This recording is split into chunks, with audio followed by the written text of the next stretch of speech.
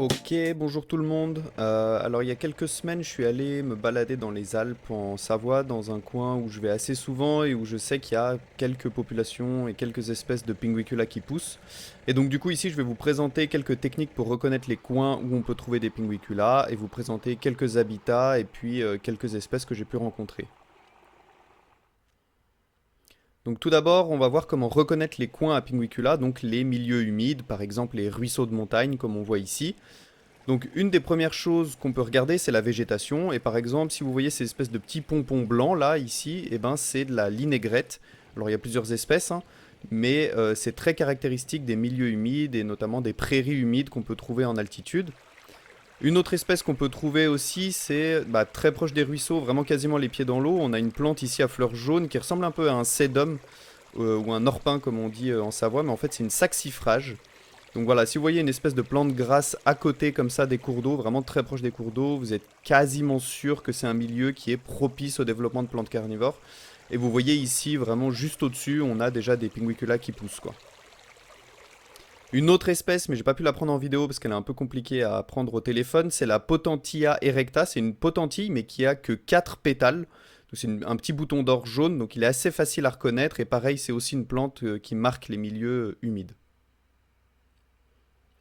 Bon, on va voir maintenant quelques habitats un peu spécifiques où on peut trouver des plantes carnivores, en dehors des ruisseaux typiques de montagne. Et le premier habitat que je voulais vous montrer, ce sont les pentes humides.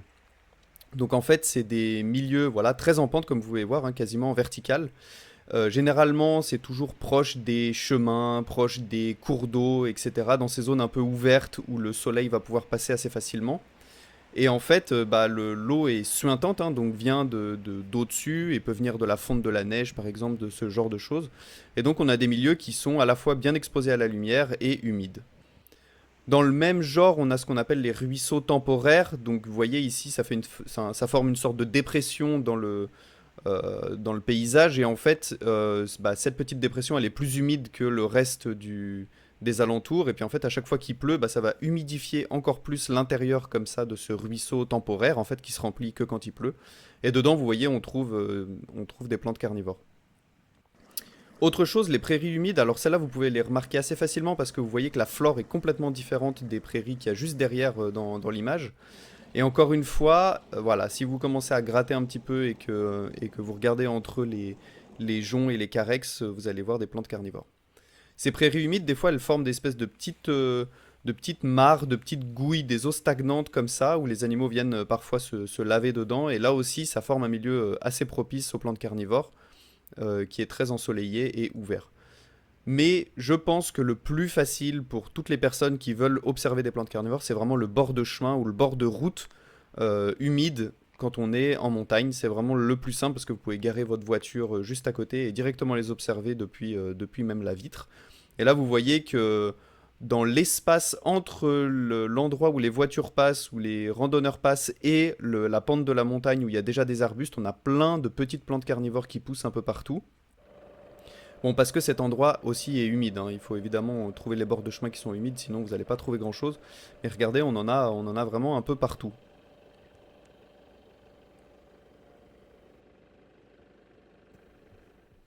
Bon, maintenant qu'on a vu tous les types d'habitats dans lesquels ces pinguicula pouvaient pousser, je voulais vous faire une sorte de diaporama un petit peu des différentes espèces et vous montrer un petit peu les différents habitats que j'ai trouvés. Donc là, on voit ici plusieurs clones de Pinguicula vulgaris qui sont en pleine floraison. Il faut savoir que j'y suis allé autour de fin juin, début juillet, qu'on se trouve à peu près à 1500, enfin entre 1000, ouais, 1500 et 2000 mètres d'altitude, donc c'est vraiment la zone idéale pour trouver Pinguicula vulgaris, et vous voyez qu'il y a quand même des populations assez grandes, avec vraiment beaucoup d'individus à certains endroits. Bon, c'est pas partout comme ça, mais on a vraiment quelques spots comme ça où on trouve beaucoup d'individus. Et c'est vraiment l'espèce, vous voyez ici, elle est en bord de chemin, on en a vraiment beaucoup. Et c'est vraiment l'espèce la plus commune dans cet endroit et dans beaucoup d'endroits, hein, d'ailleurs c'est pour ça qu'elle s'appelle vulgaris. Surtout à cette altitude et dans ces conditions-là. Voilà, c'est vraiment les habitats typiques pour Pinguicula vulgaris. En plus de ça, on est dans une zone un petit peu calcaire et ça la dérange pas trop de pousser dans des zones un peu calcaires. Donc voilà, je vous laisse avec plusieurs individus. Vous voyez, on voit bien ici le calcaire qui s'est déposé.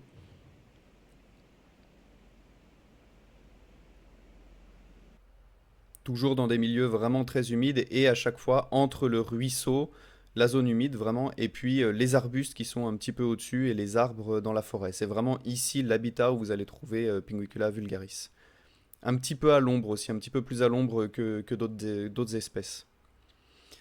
Il y a aussi une population que je suis depuis très longtemps, depuis une quinzaine d'années, de Pinguicula vulgaris forme bicolore. Alors elle est forme bicolore parce que vous voyez que le haut des pétales du bas est blanc et un petit peu le dessous des pétales du bas est blanc aussi. Et pareil, c'est une espèce qui va pousser plutôt en sous-bois dans les populations que je suis et je la trouve vraiment super belle.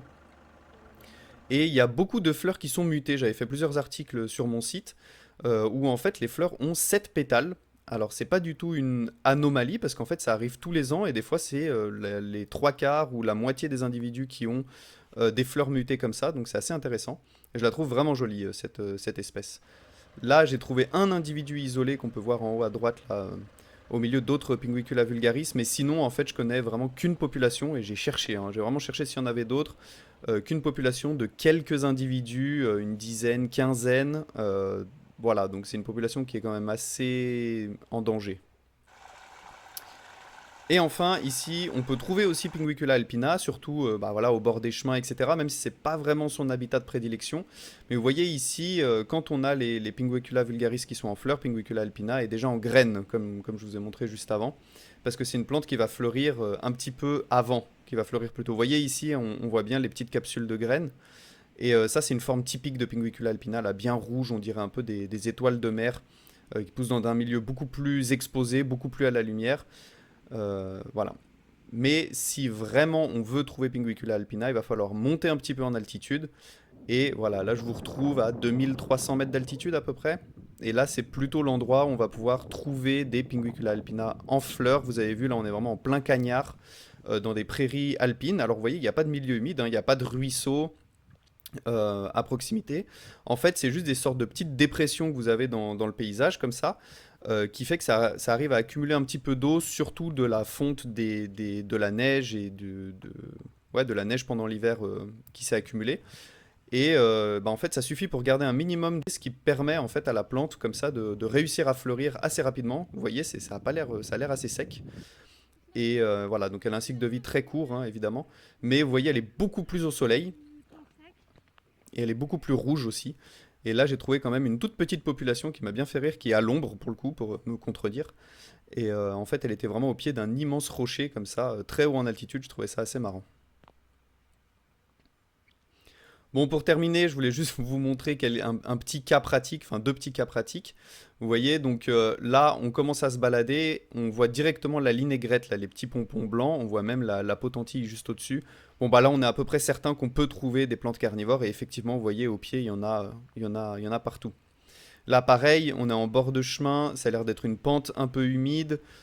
Si on s'approche un petit peu, on se rend compte qu'on a la potentille. Vous voyez, on la voit pas très bien, mais on voit bien les quatre pétales, un petit bouton d'or. Et voilà, encore une fois, juste à côté, vous allez trouver des Pinguicula. Ici, ça serait Pinguicula alpina, la première. Là, c'est peut-être plutôt Pinguicula vulgaris, vu la forme des feuilles, un petit peu ombragées. Et voilà, d'autres Pinguicula alpina ici que vous pouvez voir.